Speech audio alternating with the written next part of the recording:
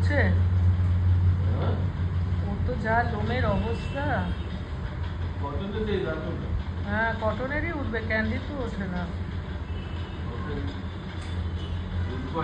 Candy wait, Candy wait. ওর আরাম লাগছে, তার জন্য ব্যাপার শুরু হয়েছে। ক্যান্ডু তোমাকে তো করে দিয়েছে।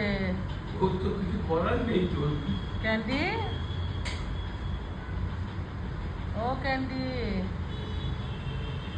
ও নড়বেই না এখন ওখান থেকে।